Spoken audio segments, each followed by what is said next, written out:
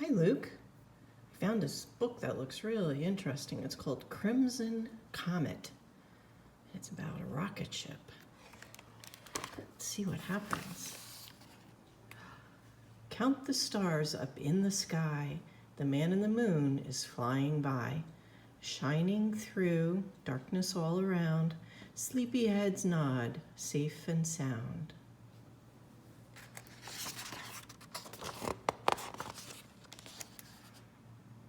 If only that were true, thought Nora, but she was wide awake. She looked up at the twinkling stars and the moon, and one so bright suddenly blinked out.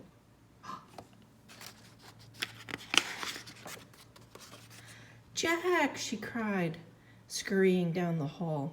The moon, it's gone. Okay, said her brother. Calm down. He took a look for himself. You're right, we'd better check this out. But how? Nora asked. Jack pointed to his rocket. We're going in that, said Nora. That, said Jack, is the Crimson Comet. There it is. Nora and Jack climbed into the cockpit. Hurry up, said Nora. This is an emergency. But Jack checked his instruments carefully. He didn't want to end up on Mars by mistake.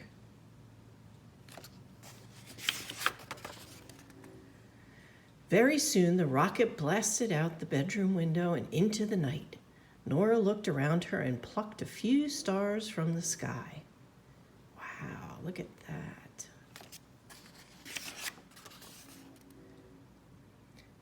Up and up they went until, thunk, the rocket stopped cold. Uh-oh, said Nora. They got out for a better look.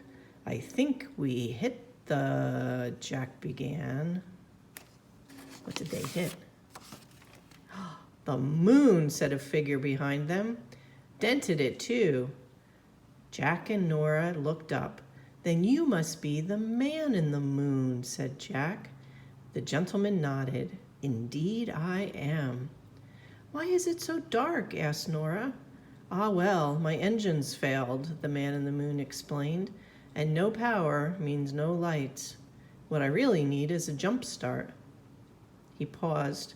But who do you call to jump start the moon? The moon went dark. We could help, said Nora. Couldn't we, Jack? Jack wasn't so sure. The moon's awfully big, he said, but I guess there's only one way to find out.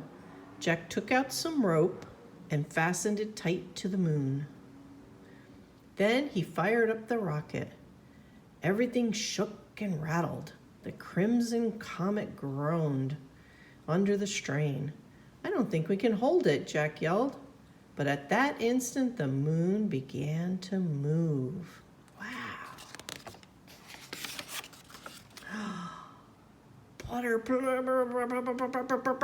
The moon's engine rumbled to life. Its lanterns began to glow. Hooray, cried Nora. The Crimson Comet saves the day.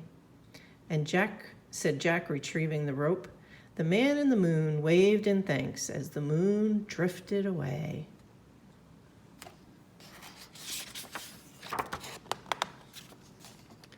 Jack checked his instruments again and set a course for home, but the fuel gauge read empty.